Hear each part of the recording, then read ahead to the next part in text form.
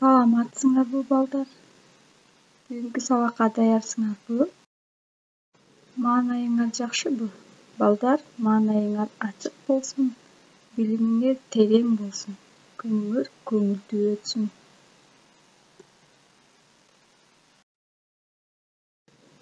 Силер менен бүгүн кыргыз тил сабагында жыл мезгилдери менен таанышабыз. Жыл мезгилдери — времена года. Бир жыл 4 мезгилге бөлүнөт. Кыш, зима, жаз, весна, жай, лето, күз, осень. Мына ушундай бир жылда 4 мезгил бар. 4 мезгил сааттын жебесиндей. Бир суткада бир айланып чыккандай, бир жылда 4 мезгил бир айланып чыгат. Кыш артынан жаз келет, жаз артынан жай келет, жай артынан күз келет. Кайра күздөн кийин кыш мезгили болот.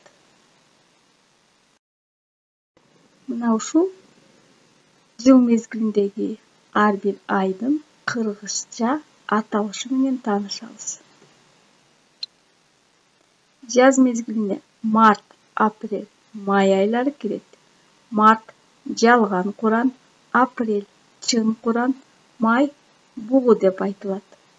Ал эми жай мезгилине июнь, июль, август айлары. Бул айлар июнь — кулжа, июль — теке, август — башоона деп аталат. Күз мезгилинде сентябрь, октябрь, ноябрь айлары бар.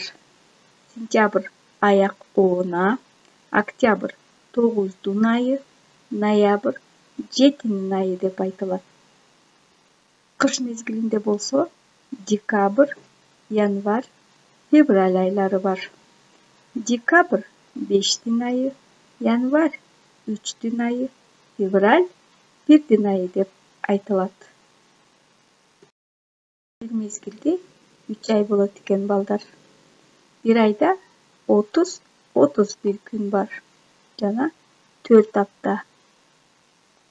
Бир аптада 7 күн болот.